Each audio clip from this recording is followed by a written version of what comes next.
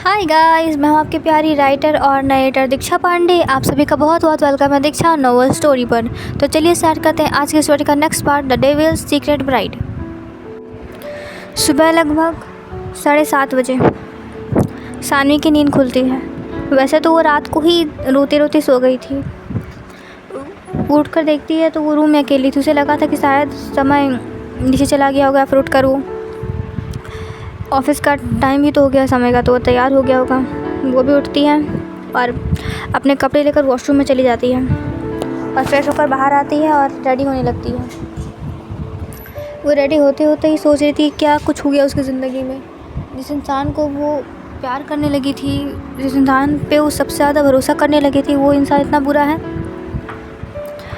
क्या वो इंसान सही में किसी का खून कर सकता है? कितनी आसानी से समय ने कह दिया कि उसके पिता को मार दिया जाए या फिर उनका जीभ काट दिया जाए। समय इतनी आसानी से ये बात बोल कैसे सकता है? जो बात सानवी के लिए किसी डरावने ख्वाब से कम नहीं है, उस बात को समय ने इतनी आसानी से बोल दिया। यही वो सोचे जा रही थी। वो सोच रही थी कि अब वो क्या करेगी। अब वो अपने मॉम डैड के घर चली जाएगी या क्या करेगी? वो घर भी तो नहीं जा सकती, क्योंकि अगर वो जाएगी तो उसका डैड पूछेंगे कि क्या हुआ, क्यों आई हो। और वो अपने डैड से मिलना भी चाहती थी। हाँ, वो शरण जी उससे बहुत बुरा बिहेव करते थे, पर फिर भी वो अपने डैड से बहुत ज़्यादा प्यार करती थी। वही तो थे जो उसकी हर ज़रूरत पूरी करते थे, ऐसा सानवी को लगता था। पर वो तो हमेशा अपने हिसाब से ही सानवी को रखते थे और उन्हें जो चीज़ लगती थी कि सानवी को ज़रूरत है वो वही देते थे, जिससे सानवी कंट्रोल में रहे। उन्होंने सानवी को मोबाइल भी तो कितनी मेहनत से ख़रीद कर दिया था। जब सानवी कॉलेज में आ गई तब 20 की हो गई सानवी, तब उसे मोबाइल मिला था। पर सानवी की नज़र में तो ये सही ही था, क्योंकि उसके डैड उसकी भलाई के लिए ऐसा कर रहे थे। कुछ भी हो जाए वो अपने डैड को गलत समझ ही नहीं सकती थी। उसके नज़र में उसके डैड हमेशा से सही रहे थे। वो अच्छे से तैयार होकर नीचे आती है। वो मेकअप भी बहुत अच्छे से करती है, क्योंकि वो नहीं चाहती थी कि उसके वजह से घर वाले परेशान हों, घर में किसी को लगे कि वो रात भर रोई है। वो नीचे आती है तो देखती है कि डाइनिंग टेबल पर सब बैठे हुए हैं, पर समय दिख नहीं रहा है। तो वो सोचती है कि शायद समय जल्दी उठकर ऑफिस चला गया होगा। वो डाइनिंग टेबल के पास आती है तो वो देखती है कि उसकी मॉम भी वहाँ बैठी हुई है। सौम्या जी, शरण जी, दादी जी, समृद्धा जी और सम्या जी। सानवी, मॉम आप यहाँ? हाँ, तुम उठ गई बेटा? सानवी, वो मैं कल मिल नहीं पाई थी तुमसे। मैं कल ही रात को ही तो मैं आई थी, पर मैं तुमसे मिल नहीं पाई। शायद तुम सो गई थी या फिर पता नहीं रूम में चली गई थी तुम। मैंने नॉक भी किया पर तुमने जवाब नहीं दिया। वो आई एम सॉरी मॉम, वो मैं थोड़ा। अच्छा कोई बात नहीं, आओ बैठो, ब्रेकफास्ट करो, उसके बाद मुझे बात करनी है तुमसे कल बात नहीं हो पाई थी, और शादी के बाद कहाँ तुमसे उतना बात हो पाई मेरी। जी मॉम। सौम्या जी, बेटा आप ठीक है? जी। अच्छा, डिनर तो आपने किया नहीं था, तो आपको भूख लगी, आप ब्रेकफास्ट कर लीजिए, सब बैठे हुए हैं। सानवी भी बैठकर उनके साथ ब्रेकफास्ट करने लगती है। उसने ज़्यादा नहीं, बस एक टोस्ट और चाय लिया था। उसका भी मन नहीं हो रहा था खाने का, पर वो सबका मन रखने के लिए थोड़ा सा खा लेती है। खाकर वो सबके साथ बैठती है थोड़ी देर और अपनी मॉम के साथ वो गार्डन साइड आ जाती है। गार्डन साइड एक बेंच भी लगा हुआ था, जहाँ पर वो दोनों जाकर बैठ जाती हैं। समृद्धा जी भी उनके साथ कुछ देर बैठती है और वो दादी के रूम में चली जाती हैं। वो ज़्यादातर दादी जी के साथ ही रहती थी। सम्या जी, बेटा हमें आपसे बहुत ज़रूरी बात करनी थी।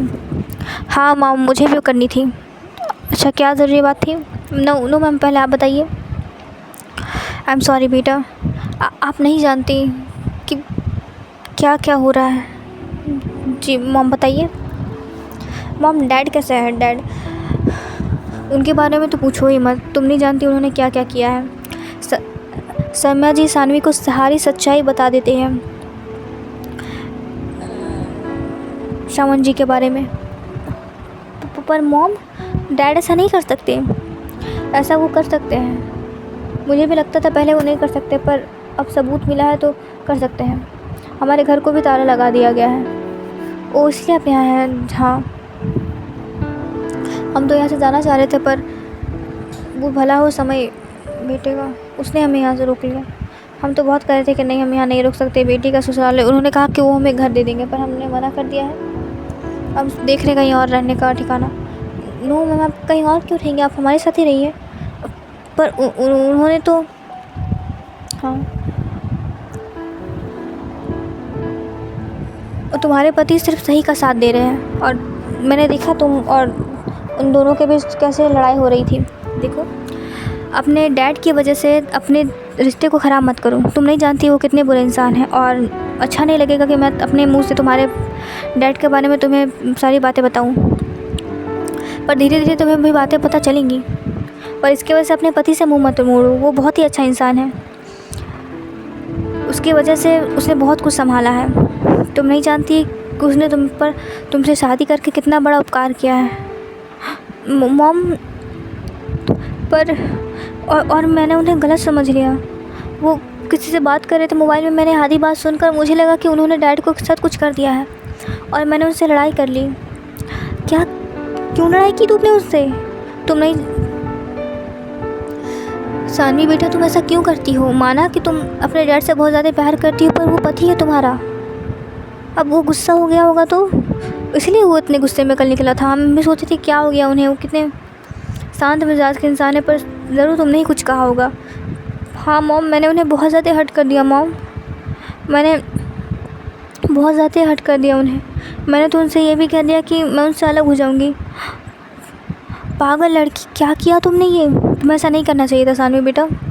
सानवी फूट फूट कर रोने लगती है, क्योंकि उसे बहुत ज़्यादा ही पछतावा हो रहा था कि उसने क्या कर दिया समय के साथ।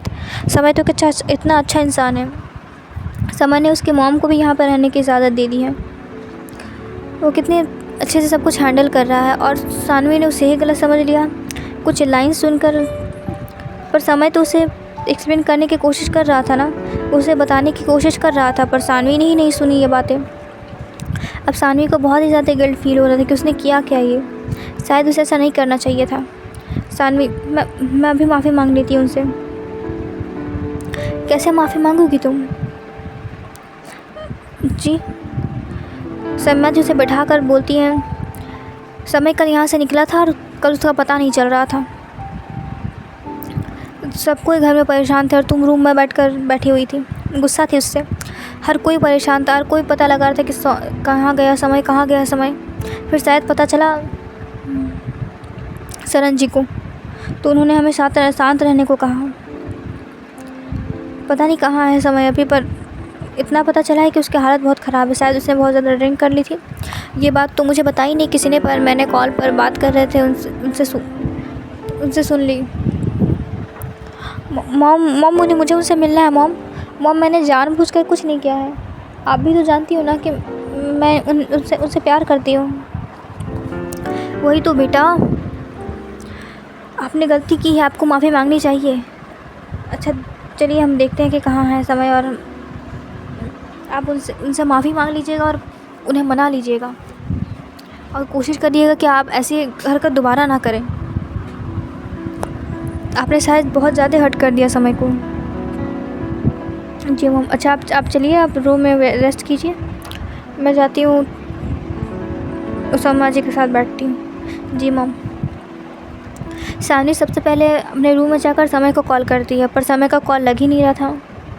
वो इतने बहुत बार कॉल करती है समय को, पर समय का कॉल लग ही नहीं रहा था।